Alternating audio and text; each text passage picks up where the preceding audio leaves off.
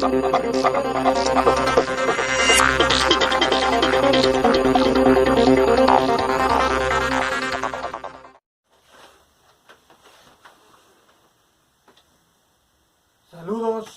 buenas tardes. Estamos en este su programa, El Túnel del Tiempo de la Lucha Libre. Y ya saben, este programa, Jorge Gómez Garnica es el que nos instruye con la historia. Y hoy vamos a tratar una cápsula como mitos y leyendas de la lucha libre. Jorge. Adelante. Bueno, pues muy buenas tardes. Antes quisiera puntualizar algo. Hay muchas personas que necesitan un título, ya sea que se amparen en el título o que se sientan más importantes si tienen un título o algún nombramiento. Por ejemplo, hay unos que se dicen de la lucha libre que son expertos. Expertos, según la Real Academia, es el que tiene gran experiencia en un trabajo o actividad. O a veces se les nombra profesores. Pero profesor es el que enseña un arte o una ciencia. O historiador. Historiador es el que estudia precisamente la historia. Yo en realidad no aspiro a tener ningún título. Simplemente que sea una colaboración. Y hoy, a sugerencia de la persona que está a cargo de estos videos, nos ha sugerido los grandes mitos de la lucha libre. Los grandes mitos, los cuales a veces se convierten en leyendas sin ser ciertas. Esto no se trata de ir contra una tradición, simplemente esto es una introducción a alguna cosa que se nos ha pasado y a veces pensamos que es verdad, pero queda dentro de nosotros seguir pensando en la resolución que se dio o en la versión que se dio tradicional, o enriquecerla o cambiar de opinión. Ese es nuestro mérito. Fíjense, amigos, que hay grandes mitos también dentro de la historia. El 24 de marzo de 1949 sale una gran nota. Dice: el Ejecutivo creó el comité de invitación para hacer de México la sede de una futura Olimpiada Mundial. Hasta ahorita, ¿cuál es el mito? El mito es que todo el trámite lo hizo en su gestión Adolfo López Mateos, y quien fue el anfitrión fue Gustavo Díaz Ordaz. Pero una de las causas y factores que fue importantísimo para que se otorgara a México esa gran hazaña que fue del pueblo mexicano, que emocionado se hizo la Olimpiada del 68, fue que dentro de los archivos del Comité Olímpico Internacional había la solicitud de México, pero desde 1949. Aquí hay un mito. El mito es Adolfo López Mateos, el gran precursor del deporte, y Gustavo Díaz Ordaz. Pero no, la idea surgió en Miguel Alemán. Y como vuelvo a mencionar, si se quieren quedar con la versión tradicional, pues adelante.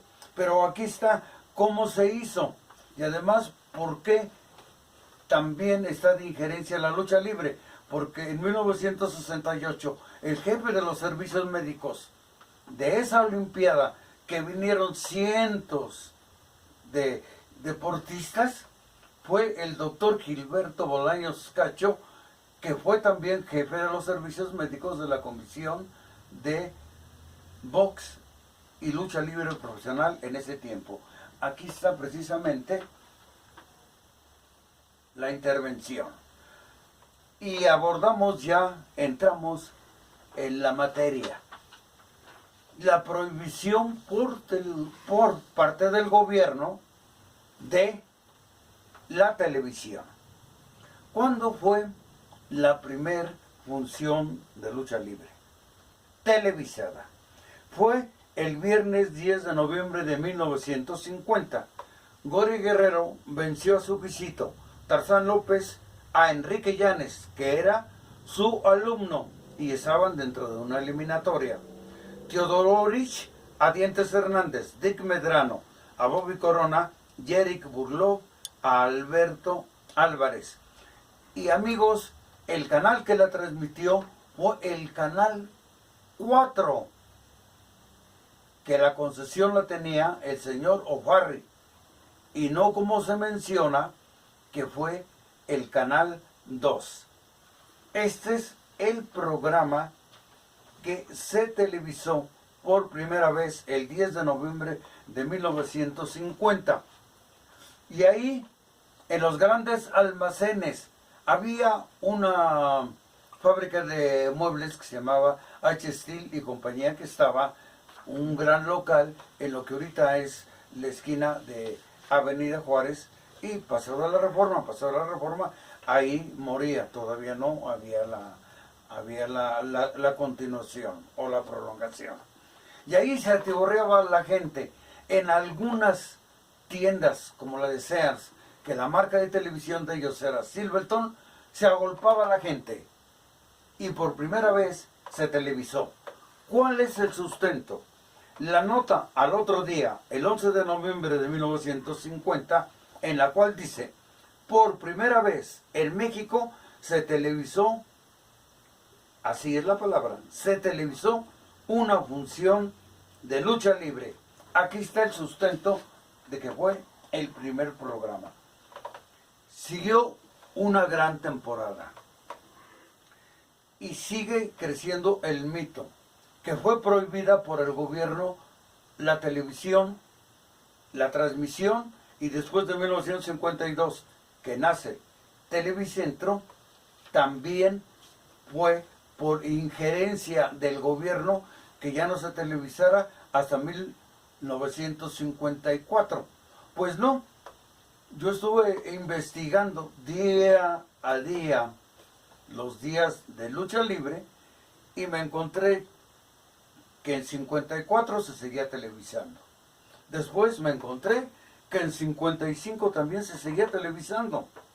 Hay algo importante de estas funciones, como la del viernes 24 de septiembre de 1954, en la cual en una carnicería que fue televisada, Gori Guerrero se enfrentó al Cavernario Galindo y fue una de las luchas más sangrientas. Pero esa no fue solo uno de esos combates que pasó desapercibido, sino que se ganó por nocaut técnico. Pero independientemente de eso, siguieron ellos una rivalidad tremenda y siguieron dando unas luchas tremendísimas. En los programas del Canal 4, que fue desde esa fecha, viernes de 1950, en el 54 se dio esta lucha tremenda y fue televisada. También el 25 de marzo de 1954 hay algo muy importante para la televisión. Se fusiona y nace Telesistema Mexicano el 25 de marzo de 1954 y se sigue televisando en el Canal 4, pese a que ya se fusionaba el 5, el 2 y el 4. Ahora con el nombre de Telesistema Mexicano. Seguí buscando, siguió avanzando el tiempo y se seguían televisando. Es cierto que había una recomendación de la Liga de la Decencia de que era un deporte de contacto agresivo. Eso siguió, pero siguió 1955, sin problema. Cada 8 días la gente asistía. En ese tiempo, los aparatos televisivos costaban algo notable que para la clase baja, media, era muy difícil. Sin embargo, la gente que adquiría un aparato también dejaba que en su sala o en su patio fuera más gente y se le cobraba a los niños para seguir viendo su deporte preferido. Así nacieron las leyendas, Santo, Blue Demon, Cavernario, Rolando Vera, etc. Y siguió 1955, todo 55. Ya destruía esa investigación el hecho de que en 1954 se había parado. No, siguió todo 55 hasta el día 10 de febrero de 1956. El 10 de febrero de 1956 se transmitió por última vez en esta primera etapa en el canal 4 la función a control remoto desde la Arena Coliseo, la estelar, Gori Guerrero y el enfermero contra Blue Demon y Tarzán López. Fíjense cómo la historia se repite. Gori Guerrero participó en la primera función en 1950 televisadas y también participó en la última función en 1956. No había ningún decreto, ningún edicto que prohibiera las transmisiones en televisión. Así pues llegamos finalmente a que en 1956 se televisó una función por última vez en esa primera etapa. Regresaría a la televisión, pero ya hasta 1990, que habían transcurrido tantísimos años. Una de las pruebas de que se podía televisar es que cuando se inaugura la Arena México, la nueva Arena México, hay un letrero en el programa y dice: esta función no será televisada. ¿Por qué esa leyenda? Porque no había nada oficial de que se prohibía la función si era pasada por la televisión. Simple y sencillamente es uno de los grandes mitos. Nunca existió ningún decreto. Existió una recomendación, eso sí es cierto. Pero fue una petición al entonces regente Ernesto Peruchurto de la Liga de la Decencia, que nuestro deporte generaba, y efectivamente a veces llegó a generar algunos pues percances, y los niños también imitaban a sus grandes ídolos y tenían problemas. Pero también había una campaña de que a los niños se les recomendaba que no hicieran lo que hacía el luchador. Finalmente no hubo nada oficial, ni cuando se terminó, ni cuando regresó. Esto es una parte de los grandes mitos. Bueno, por eso mismo nosotros también en estos mitos les vamos a dar la información oficial que pueden ustedes ver en la Gaceta Oficial del Distrito Federal del 10 de octubre de 1994, para que todos y cada uno de ustedes vea que pues todo lo que hacemos, todo lo que decimos, lo tenemos conforme a ley. El artículo 4 dice que la comisión será integrada de la siguiente manera. Un presidente que será propuesto por la Dirección General de Promoción Deportiva, ahora Indeporte. Es por eso que nosotros le pedimos a Indeporte que haga su trabajo, que haga la propuesta, nada más. Y este debe de ser nombrado y ratificado por el Departamento del Distrito Federal, hoy Jefatura de Gobierno. Estamos hablando que la responsabilidad de darle el nombramiento es de la jefa de gobierno. ¿Sí? Debe de haber un tesorero, quien será propuesto también por la Dirección General de Promoción Deportiva, hoy Indeporte, y nombrado también por la Jefatura de Gobierno. Entonces, aquí este trabajo es el que no le pedimos, exigimos que lo haga Indeporte, cosa que se quieren saltar este artículo de ley y no quieren hacer su trabajo. Así también como dice que deben ser nombrados 4 vocales, uno de ellos propuesto por la Dirección General de los Servicios Médicos del Departamento del Distrito Federal, hoy Ciudad de México. Y los otros 3 por cada una de las asociaciones correspondientes, ramas deportivas de lucha libre reconocidas. ¿Qué quiere decir? Que si cualquier grupo luchístico conoce un doctor en medicina del deporte, puede proponerlo para que sea parte de la comisión.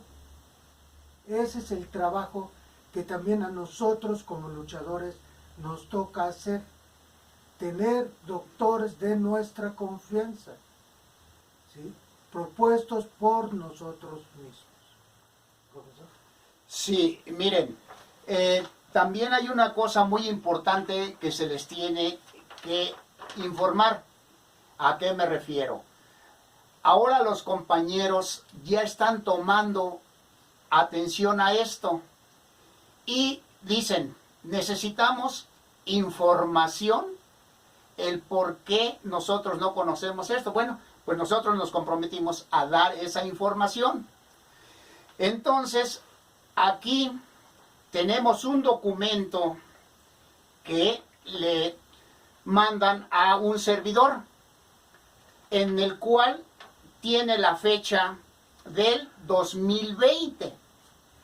Desde el 2020 nosotros comenzamos a tratar este tema. Es por eso de que ahora dicen, es que ahora tú ya estás atacando a la jefa de gobierno.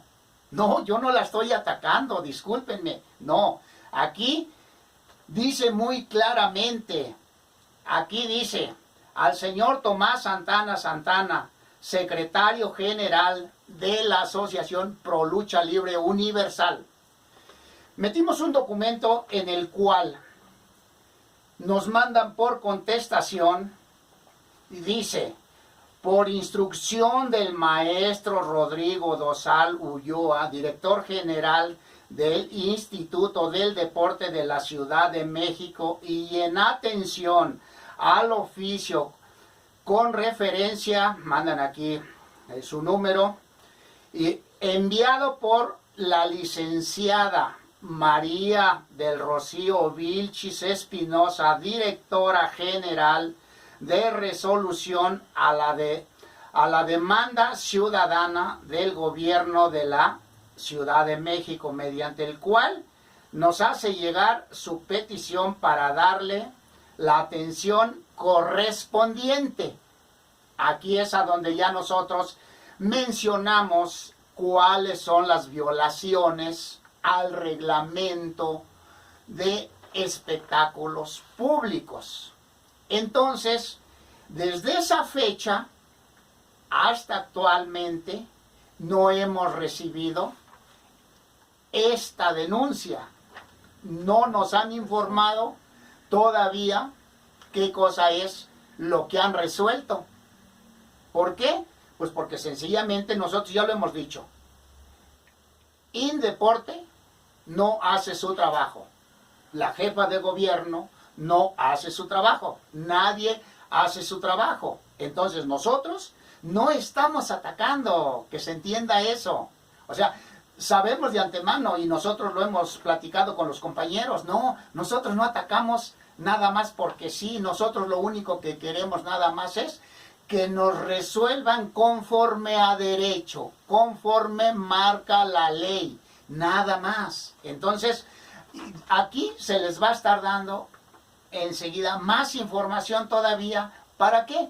Pues para que ahora que ya se están interesando los compañeros, me da gusto, los felicito, que ahora sí ya están interesados y nos dicen, no, pues es que tienen que seguir haciendo este trabajo. Y da, perfecto, ustedes lo piden, adelante. Entonces eso es importante. Señor, no sé si quiera. Bueno, pues tienen esta información también, la información de la historia de la lucha libre, cuál fue la primera lucha televisada, cuántos años duró, cuál fue la última lucha, como les mostramos y están pasando aquí atrás, con los periódicos de la época para corroborar toda la historia y toda la información que se les está dando. Pues bueno, esperemos que les sirva de algo, sí, les sirva de algo y que todos y cada uno de ustedes se interesen por la historia de la lucha libre. Gracias, Sergio, por la oportunidad. Para cerrar, en lo de los grandes mitos, me refiero también de que el señor presidente Miguel Alemán no solo hizo la propuesta en 1949 y creó un equipo para hacer la solicitud, sino que también trabajó e inauguró el 20 de noviembre de 1952 el estadio de Ciudad Universitaria con los segundos Juegos Nacionales Juveniles y también pues nuestra ciudad universitaria. Creó el Instituto Nacional de la Juventud Mexicana, que posteriormente es el nacimiento de lo que ahorita conocemos como la CONADE. Honor a quien honor merece. Cierro con este pequeño detalle en nuestro túnel del tiempo. Fíjense, amigos, que en el Universal, en ese tiempo, en su primera época, el 29 de marzo de 1929 salieron dos noticias bombas. Una dice, un complot para dar muerte al general Calles. Y espérense la sorpresa. En nuestro Congreso hubo una solicitud para un nuevo impuesto. Y ese nuevo impuesto fue impuesto a los solteros. Imagínense nada más. Nunca se logró porque la mayoría que había en ese tiempo, algunos eran solteros. Espero les haya gustado esta cápsula, los grandes mitos, en su primera parte. Bueno, pues por el momento eso ha sido todo y esperen la segunda cápsula de mitos y leyendas de la lucha libre. Hasta la próxima. Un abrazo.